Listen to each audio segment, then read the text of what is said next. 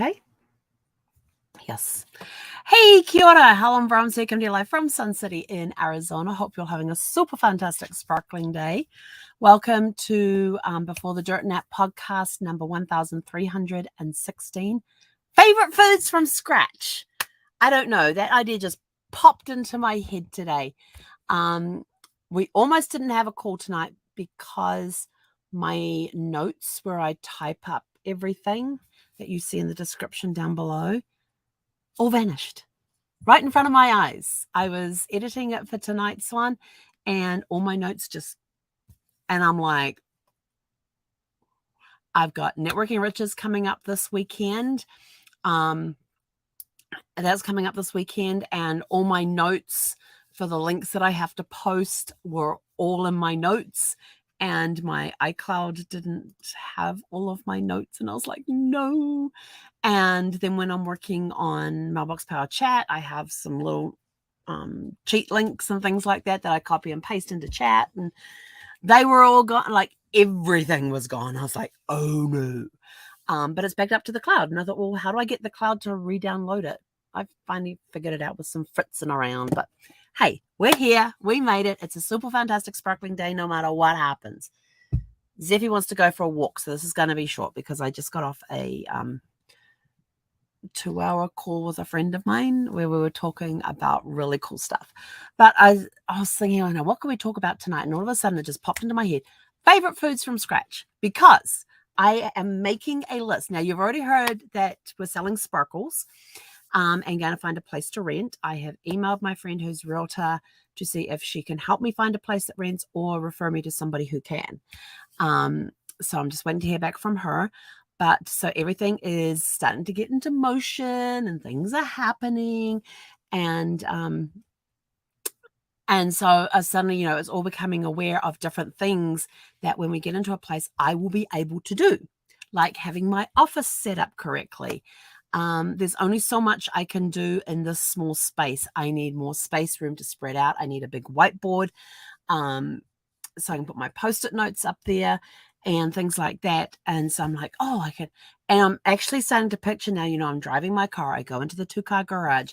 I close the door behind me. I get out. I walk in. I go in through the laundry. I come out of the laundry. And there's this open space there, which is dining, living, family room.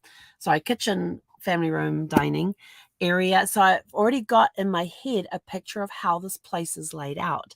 And then I go into my office. Oh, it's such a beautiful office.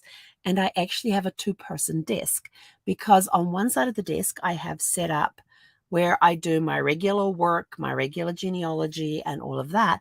But I have the other side set up where I need a set where I have another computer set up that I can use for other things. Like I found out today that a couple of software programs I want to use are only available in Microsoft version. Like, damn it. And I thought, well, I can either go buy a PC and put it on that. And I thought, no, I don't need to do that. I have too many Macs in storage.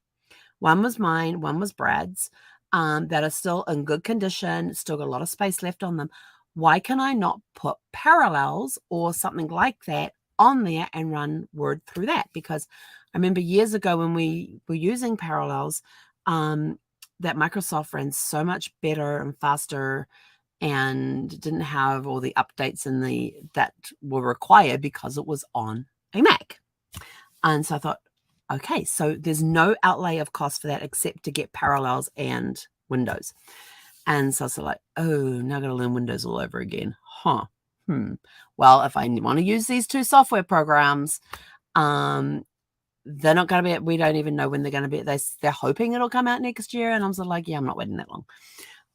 So the only cost it's going to be to me is the software that I need to put on the Macs. I don't have to have the expense. And I thought, what about terminals? And I thought, oh, hang on, I've got a couple of terminals and storage as well, a couple of screens. And so I'm like laying all this stuff out and I'm like, yes, we can do that. And then for some reason I was standing in my kitchen of how that looked and all that. And like today when I went to the freezer to get out the frozen fruit, I'm like looking at this little piddly freezer space and I'm like, I can have a real freezer.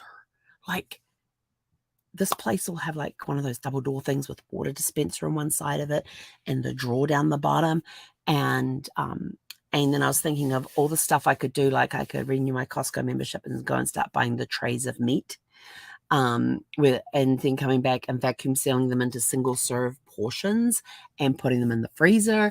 Any baking I do, I'll be able to store in the freezer. And then I thought I might need to get a new chest freezer to go with this. That's perfectly fine. We will have space to put that. And so all the stuff started going through, and then I'm like, and then I was talking with my friend YT today because it's Accountability Wednesday. And it was her birthday today, and she was talking about a hummingbird cake, and she's never had a hummingbird cake before. I said, I love hummingbird cake. And I said, Brad would have absolutely loved as well. He loved hummingbirds and he loves pineapple. His favorite cake is upside down pineapple cake. And then I was like, I could make a hummingbird cake. And put it in the freezer.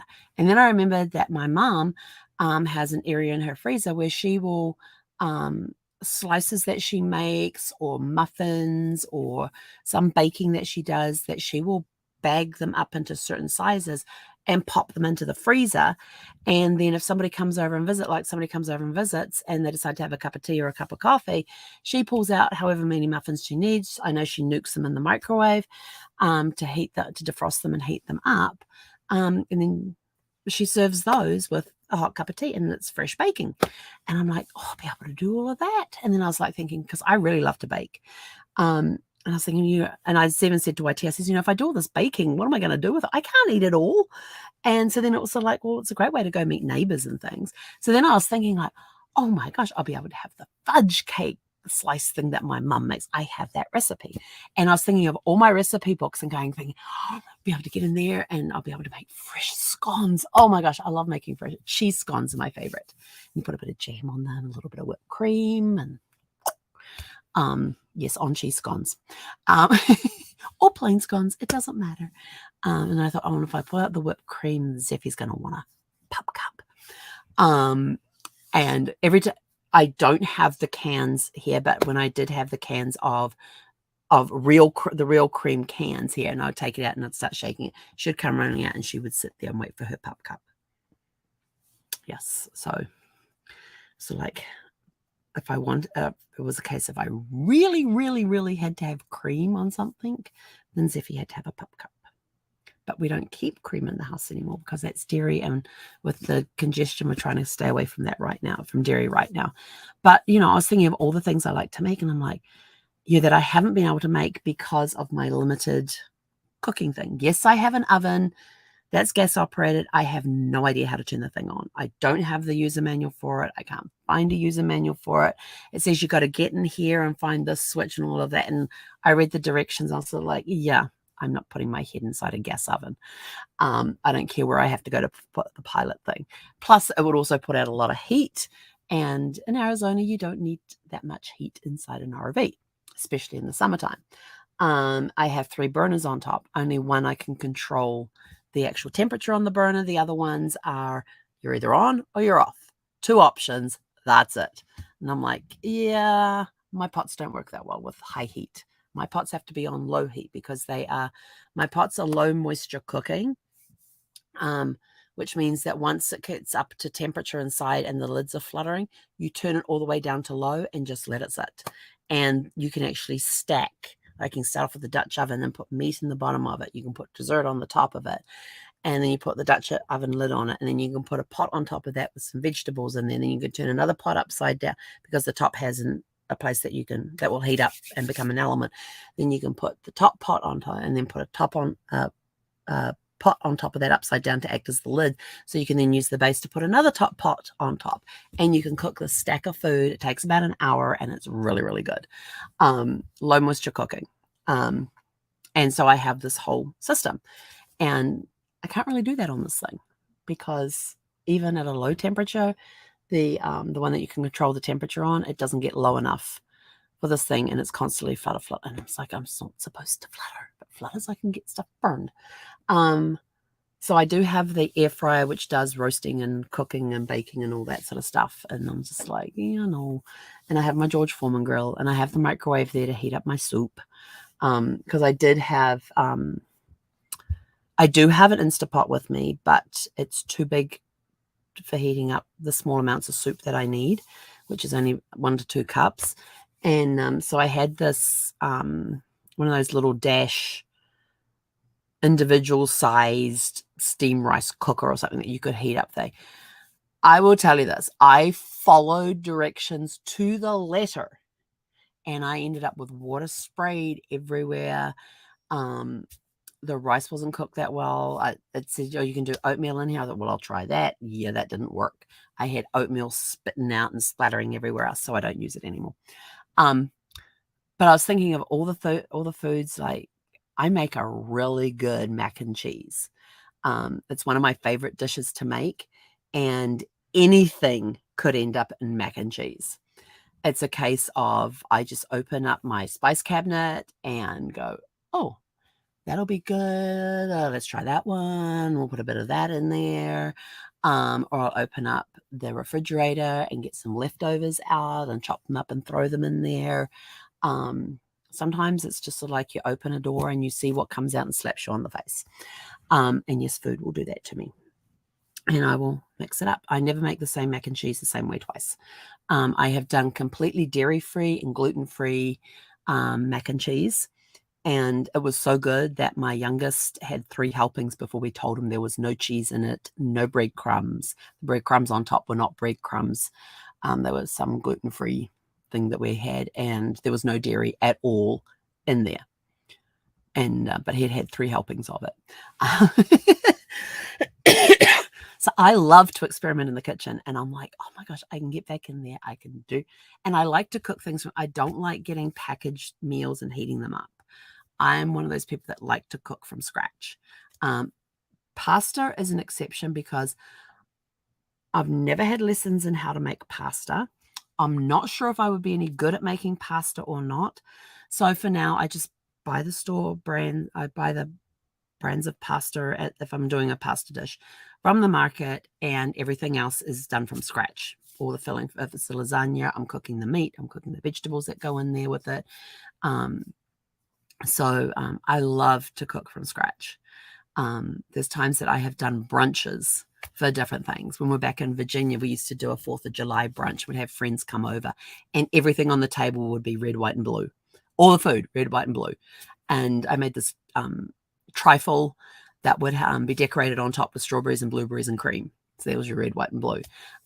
We would cook sausages. We would cook bacon. We'd do scrambled eggs from scratch. I would make omelets to order.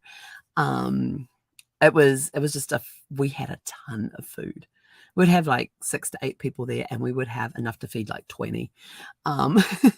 Fresh fruit salad that would have strawberries and blueberries in there, along with other fruit as well. But the 4th of July brunch was my favorite one to do. And we'd just have friends come over and just hang out and just eat. And it would be all there on the table and help yourself as you do. And we've done one of my favorite ones is this was in a paleo cookbook, I think it was, but it's the coolest thing. So you get dates, and you want the big dates, the big ones, and you slit them open and you take out the pit inside.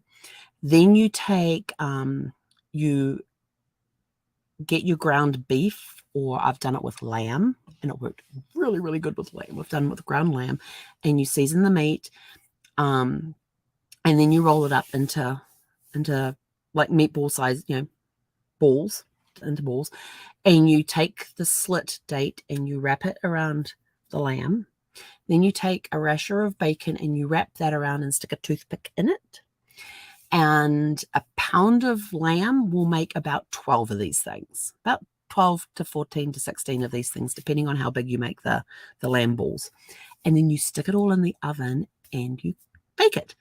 And when it comes out, the bacon is crispy around the outside. The meatballs are cooked to perfection. And I will tell you, when I first made them, within 5 minutes of putting them on the table, they were gone.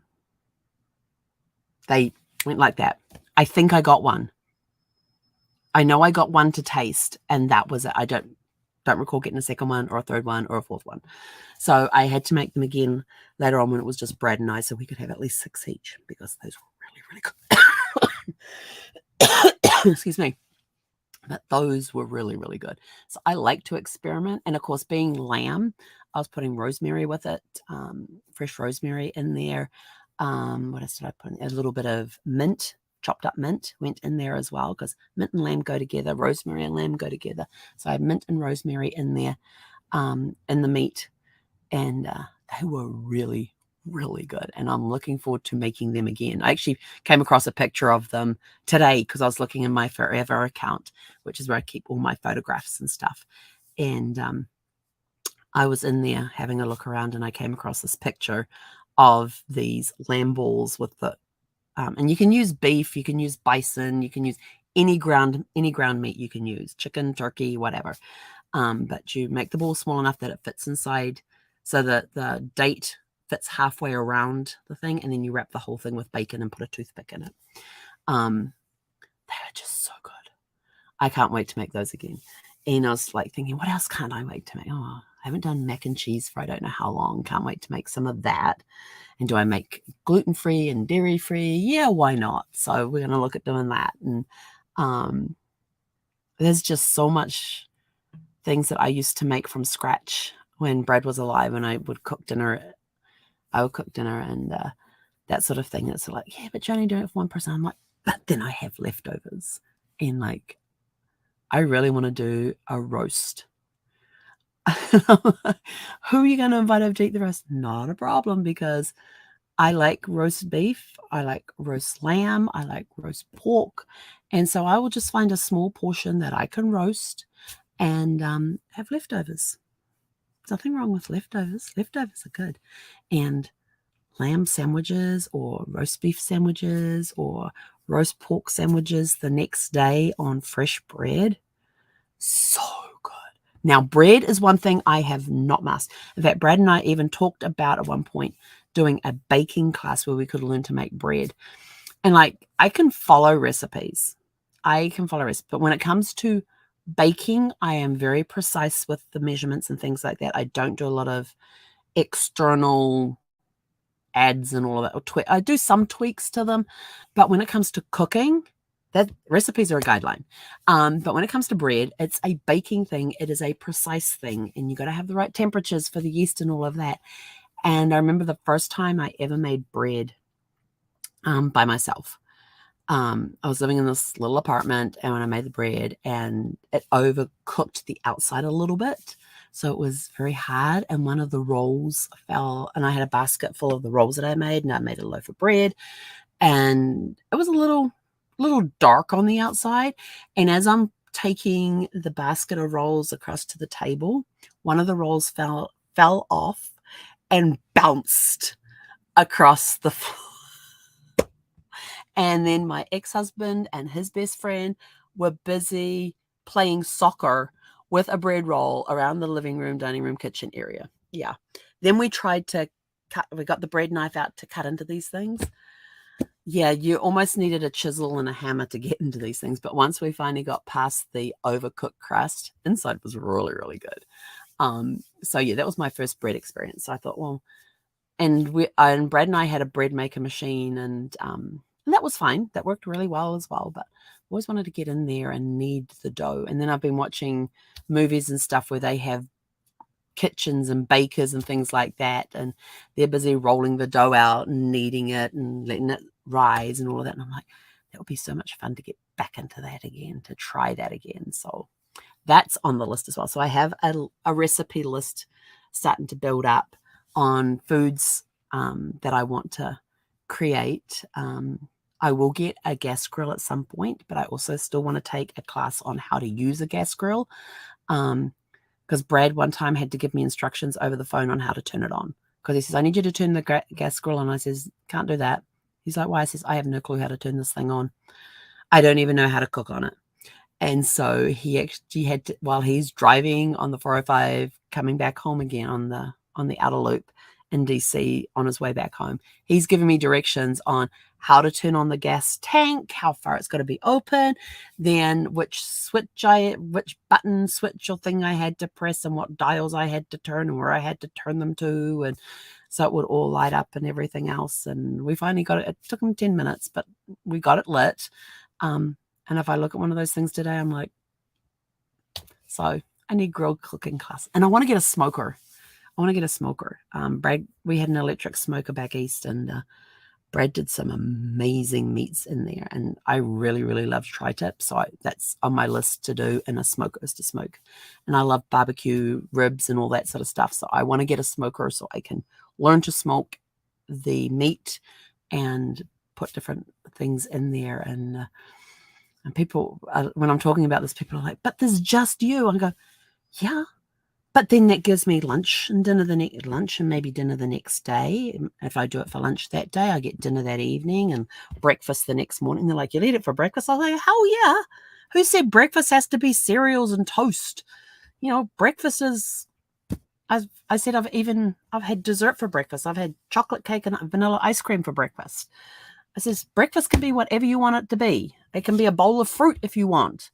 I said, you know, we've been to brunches at 94th Aero Squadron in Van Nuys, and we go to brunch, and they've got all sorts of different fish laid out and salmon, and then they've got different meats laid out. They've got lots of fruits and vegetables and salads and omelet stations.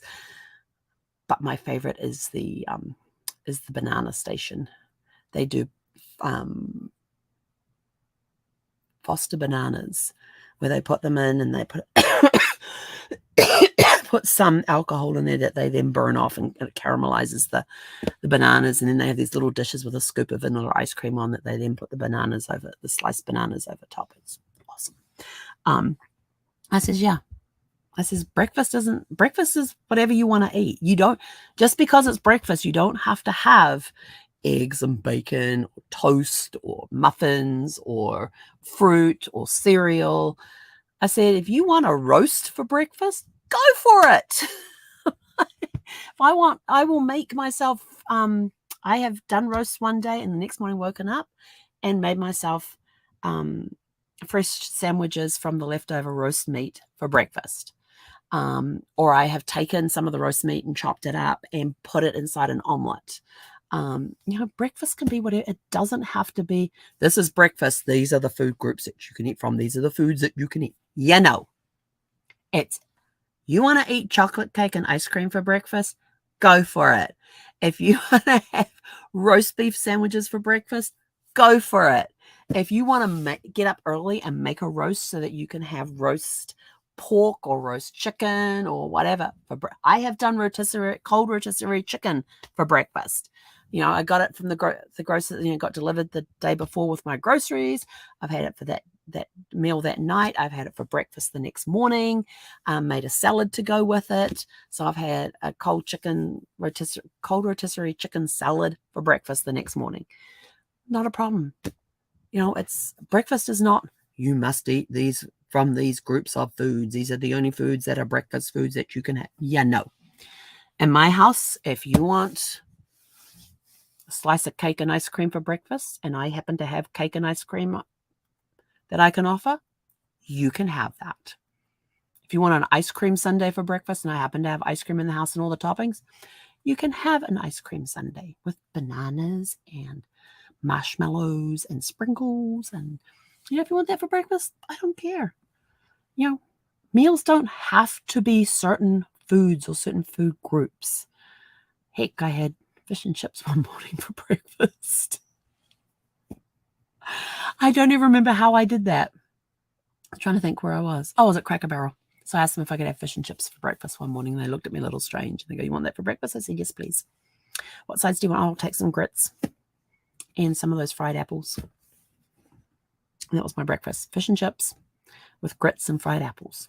It was a good breakfast. But anyway, so what are some of your favorite foods that you like to make from scratch? I've got to get going because Seffi's coming over to remind me it's walking time. And I'm sort of like, yeah. So what are some of your favorite some of your favorite foods that you like to make from scratch? Are you one of those people who like to break the rules when it comes to what you eat for meals? I have had breakfast cereal at night for dinner. I have had breakfast cereal for lunch. I like Honey Nut Cheerios with fresh fruit and dried cranberries and chocolate chips, and then instead of using a milk, I make a protein shake and pour that over the top of it all.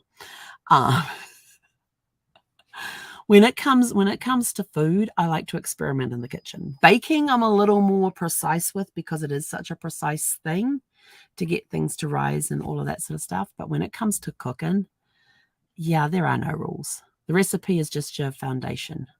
That's what you put in there that makes it special. So what are some of your favorite things to make, to eat from scratch that you also, it doesn't matter what time of the day you eat it.